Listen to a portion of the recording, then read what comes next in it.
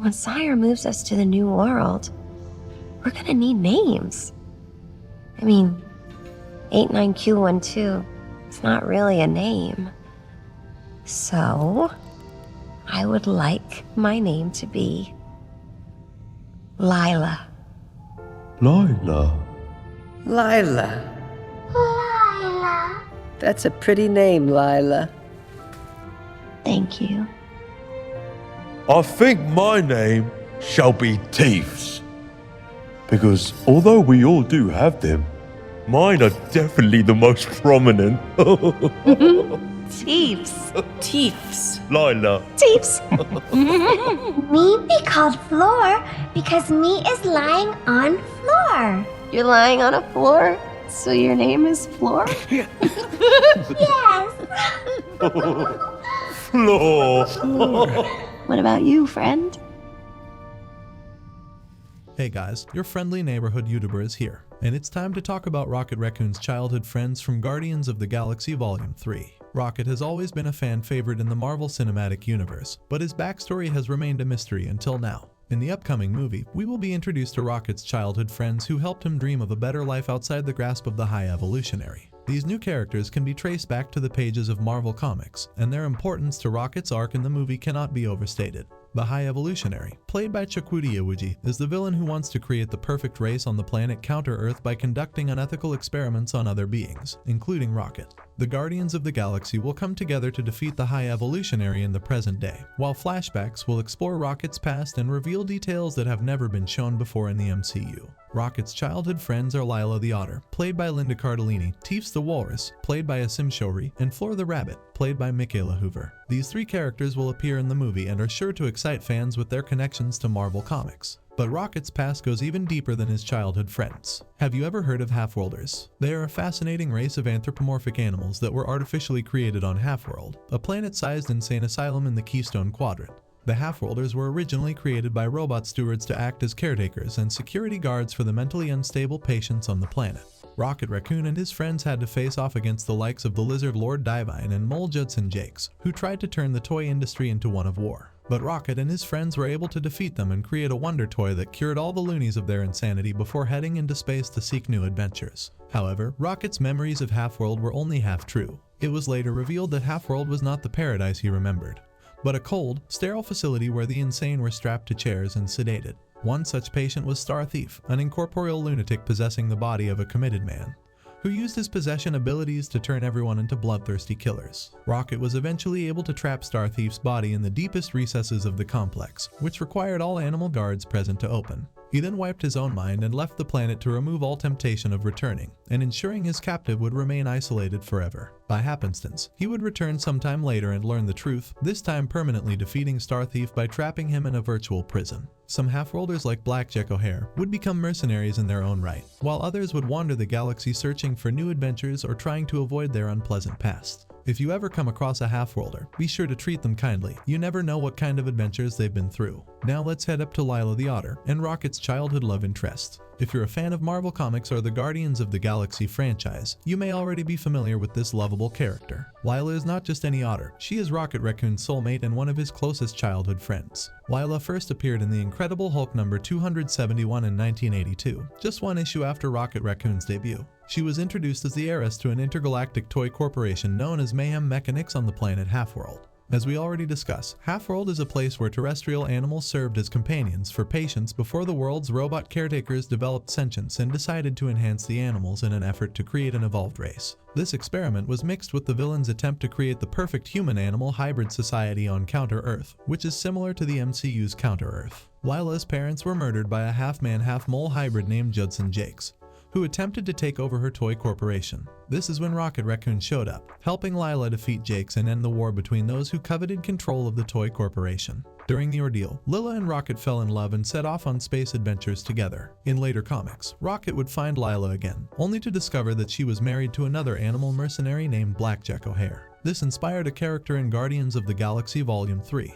Despite being divorced, Lila and Rocket remain close friends and continue to go on adventures together. Lila's character has become a fan favorite in the Marvel Universe, especially after her appearance in the Guardians of the Galaxy franchise. Her relationship with Rocket Raccoon is one of the most emotional and heartwarming aspects of the comics and films. Lila may be a sapient otter, but she is so much more than that. She represents the power of love and friendship, even across different species. Moving up to the next character, Floor the Rabbit is one of Rocket's childhood friends. While Lila is the only one of Rocket's friends who has a direct comic book counterpart, it seems like Gunn has drawn inspiration from two characters that Rocket encounters during his space adventures in the comics for both Floor and Teefs. Floor the Rabbit is likely inspired by Marvel Comics' Blackjack O'Hare. In the comics, O'Hare is a mercenary who is always out for his own gain, but he will do the right thing when necessary. O'Hare is the leader of Black Bunny Brigade, a team of enhanced rabbits who work together on various missions. He has also worked with Rocket on several occasions, forming a complicated friendship that is sometimes put to the test. O'Hare and Rocket have crossed paths at times in the comics, acting as both friends and enemies at different times. Blackjack O'Hare was part of the reason why Rocket was able to save Lila during the toy war on Half-World, as the rabbit mercenary teamed up with Rocket. Their relationship is complicated, to say the least, but it's clear that there's a mutual respect between the two. O'Hare was the character that was revealed in later comics to have married Lila the Otter, with Rocket finding out and accepting that he had to move on. Guardians of the Galaxy Volume 3 will introduce Floor the Rabbit, who is likely inspired by Blackjack O'Hare. While it remains to be seen how the character will be portrayed in the film, it's clear that Marvel Studios is drawing inspiration from the rich history of the comics when it comes to creating their cinematic universe. Fans of the comics will undoubtedly be excited to see what other characters and storylines will be adapted in the future as Marvel continues to expand its already massive universe. Last but not least, the third half-worlder, Teefs the Walrus, who is actually inspired by a character from the comics named Walrus. In the comics, Walrus is one of Rocket Raccoon's best friends and a fellow half-worlder. He's a talking walrus with metallic tusks and a knack for engineering, who has helped Rocket out of many scrapes over the years. In fact, he even aided Rocket in rescuing his love, Lila the Otter, from the war for control of her toy corporation. Interestingly enough, Walrus is also the middle-aged uncle of Lila, making him an important figure in Rocket's life. Together, Rocket and Walrus have gone on many adventures, including fighting the notorious Blackjack O'Hare. In Guardians of the Galaxy 3, Teefs the Walrus is set to close out Rocket's childhood friends, which is sure to be an emotional moment for fans of the series. We can't wait to see how Teefs is portrayed on screen and how he fits into the larger narrative of the film. It's always fun to see how the comics inspire the movies and vice versa, and Walrus is just one example of how the two mediums can come together to create something truly special. The Guardians of the Galaxy Volume 3 trailer has been the talk of the town ever since it was released, and fans are eagerly anticipating the final adventure of this iteration of the team. Director James Gunn has revealed that Rocket's story will take center stage in the upcoming film. Gunn admitted that Rocket's tragic backstory was the driving force behind his decision to write the first Guardians of the Galaxy movie. In the third installment, Rocket will finally confront the High Evolutionary, who is responsible for his suffering, and the film will showcase flashbacks of Rocket's childhood friends, making his backstory hit even harder. But what about Rocket's childhood friends after the movie? Could they continue the family element of the Guardians and possibly even replace any team members who leave or die in the film? To do so, Rocket's friends would have to be alive in the present, as the movie is set in the current timeline.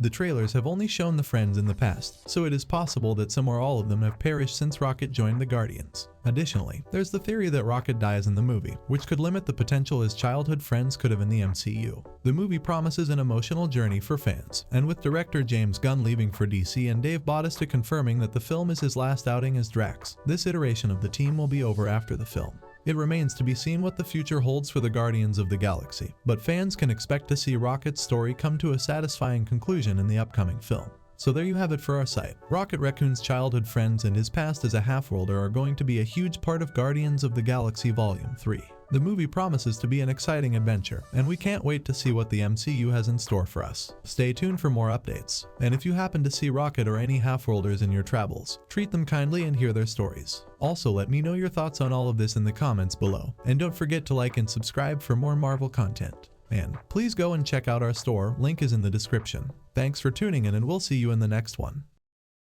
What about you, friend? Someday, I'm gonna make great machines that fly. And me and my friends are gonna go flying together into the forever and beautiful sky. Lila, and Teefs, and Floor, and me. Rocket. Rocket. It really is good to have friends. Yeah,